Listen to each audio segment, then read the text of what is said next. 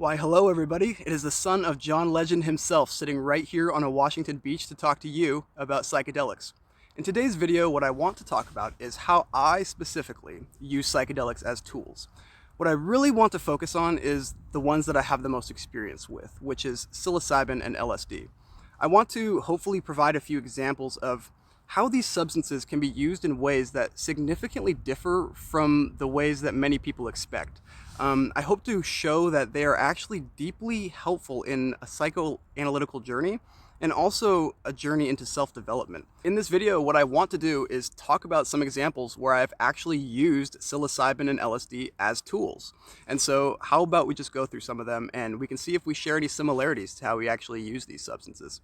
Now, if there's one thing that we can all agree on, it is probably that when you take a moderate to high dose of psychedelics, your sense of awe and wonder at the world is greatly magnified. Many people compare it to seeing the world like a child for the first time. And so that gets me very curious. How can we use this ability to see the world without conceptions imposed on it and use it for our self-development? In my own experience, with psilocybin in particular, what I have found to be of tremendous value is what I call mirror work. And I by no means made this term. I'm not sure what context it has and other uses, but when I say mirror work, what I mean is an extended duration of time where one is looking deeply, I would say, into a mirror on psychedelics. And this sounds very, very funny, especially if you have not done psychedelics. But it's the first tool that I want to talk about. All right, so how exactly does Quentin use a mirror and psilocybin? If I had to describe how most of my mirror work experiences have gone with psilocybin, it would be something like this. First, I look into the mirror and I make eye contact with myself. This is already extremely trippy on psychedelics. It causes... Well, why don't you just find out for yourself? So after I make eye contact with myself, I begin to look at my facial muscles. And what happens on psychedelics is you're extra sensitive to slight movements of anything. And so you're noticing strange twitches that you've never noticed before. And as you're observing all of these twitching, complicated muscle systems that seem to be working mostly autonomously, it becomes very surreal. You realize that you seem to be the sum of many, many, many autonomous parts. And that is very strange when it's deeply embodied and understood. So as I expand my attention outward from the face, you begin to notice the overall body, specifically the body's posture, the way that it's breathing, many small details that you often overlook about yourself. And as you begin to notice these, you can pay attention and notice that your mental state is actually being influenced by this behavior. And it actually works both ways. Your mind state is influencing your body, and your body is influencing your mind. Now, this is well known, and this is not a revelation that it takes psychedelics to have. But when you experience it firsthand, you realize that it has serious ramifications. And those ramifications are that you can modify this significantly. What I often do on psychedelics, which is one of the most fun things to do in the mirror, is to play, to role play. You realize that many of the characteristics of different people who hold roles in society also share behavior patterns and posture patterns. And so you can go from one moment from being yourself, who is, let's call yourself Shy Richard. Shy Richard has his shoulders hunched down and he has his eyes drooped and he overall just looks like a sad guy. When Shy Richard looks into the mirror on psychedelics, what he can do, which is rather hilarious, is let's say he wants to be a stuffy mayor. He wants to be a figure who demands authority. He wants to be a general. He can have his spine erect. He can project his voice. He can begin to play in the multitude of roles that any of us could have chosen to take.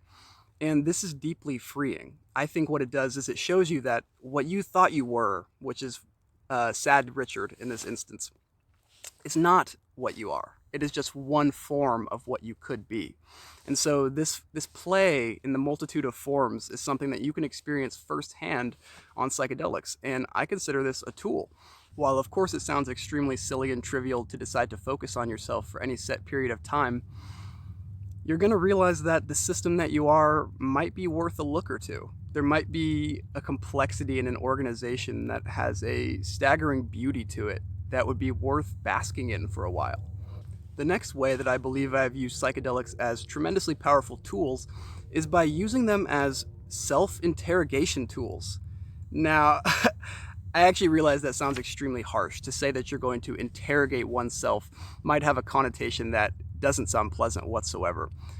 But this strange ability comes forth when on a dose of psychedelics, where the voice, the internal monologue, or maybe you'll call it the unconscious as well, seems to be able to separate itself and have independent responses to things. Many times on psychedelics, I have put myself under a blanket and decided to ask myself some personal questions about what exactly I was looking for out of this life and what exactly I found meaningful.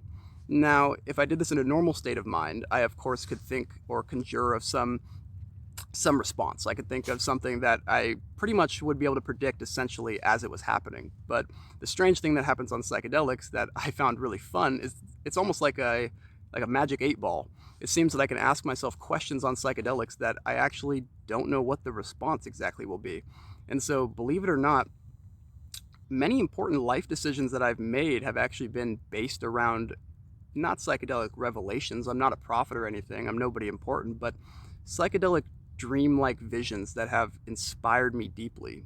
For example, I decided to go into the life sciences after my first 10-gram psilocybin trip, where on that trip, I got the impression that the study of life is something that was going to imbue me with infinite meaning. I think I was just struck with just how complex and dynamic every single aspect of a living system was. And so that got me into college. And after I got to college, I had several more psilocybin experiences. And on those, I further refined down my interests. I actually recall on a psychedelic trip, I believe a year and a half, 2 years ago now, I actually decided I wanted to major in biochemistry, which I'm currently doing. I decided that the structure and function of life at the deepest level was something I wanted to understand. And so don't underestimate the ability to self reflect on psychedelics.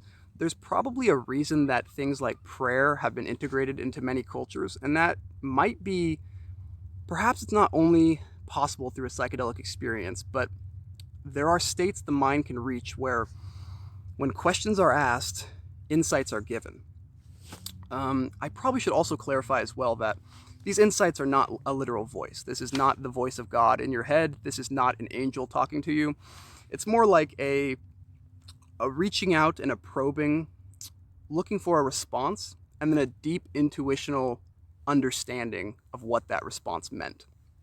Another thing I want to mention that is in line with asking yourself introspective questions is being receptive to your own personal thoughts and conflicting feelings that are arising during the psychedelic experience.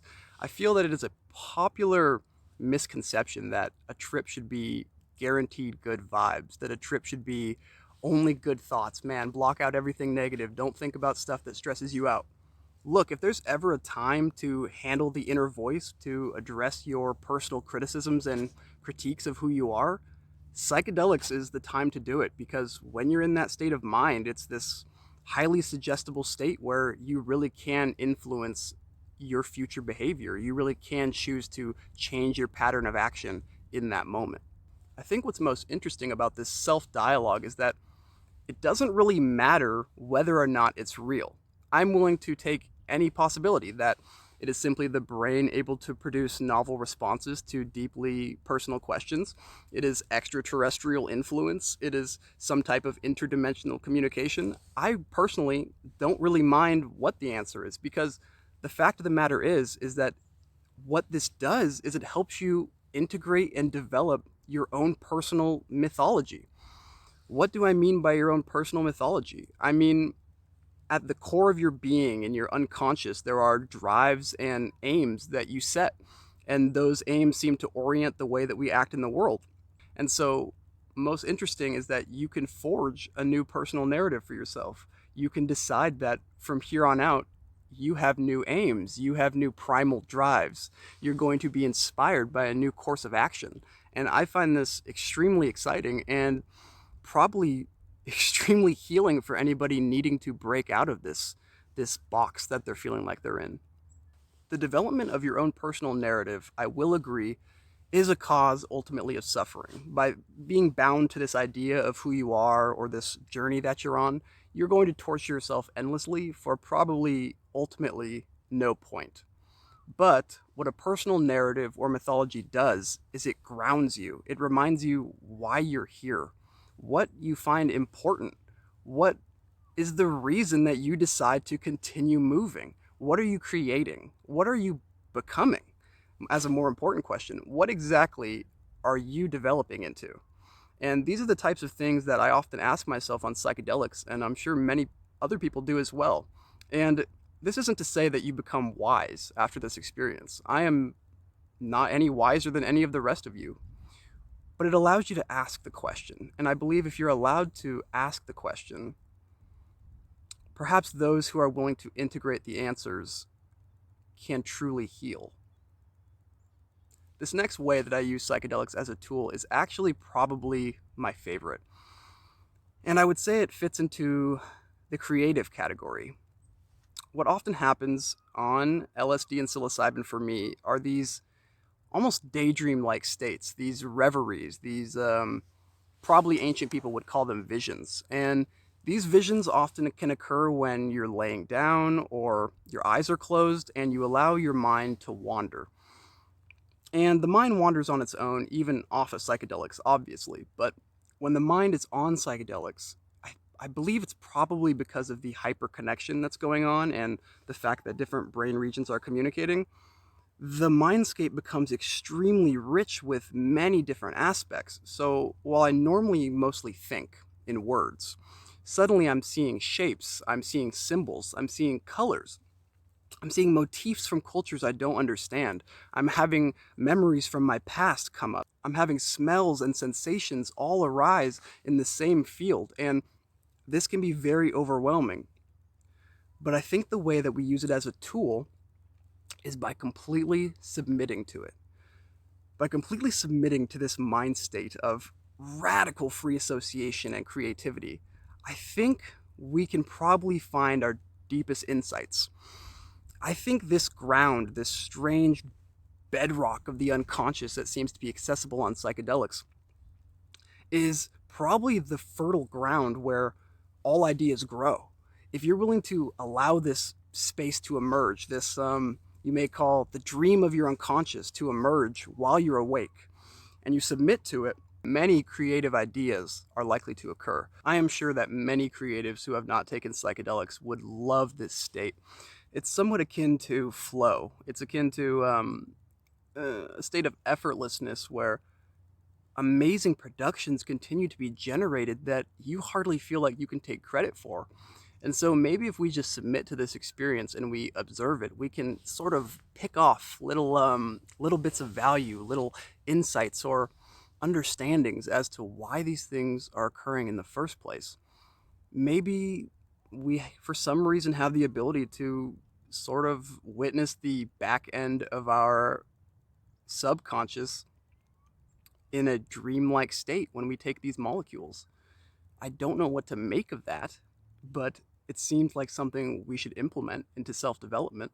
All right, I think that's going to bring an end to 3 of my favorite ways to use psychedelics as tools. I'm really curious in the comments below if any of you have ever implemented anything like mirror work or anything like self-analysis or self-interrogation on psychedelics. I think talking about these things may help break the stigma for people who think that we are simply maybe staring at a wall with our brain fried, or at least we'll show them why we're staring at a wall with our brain fried. If you enjoyed this video, please join my Discord, a friendly community of 6,000 psychonauts just like you. They're sitting in there waiting for you to come on in. So please come enter Valhalla with us. Before I go, I also want to mention that down in the description below is an affiliate link to Test Kit Plus, which is an amazing resource for you to acquire any type of substance testing kit that you may need. By purchasing at my link, I get a 15% cut. I really, really appreciate it, you guys. All right, I'll see you guys.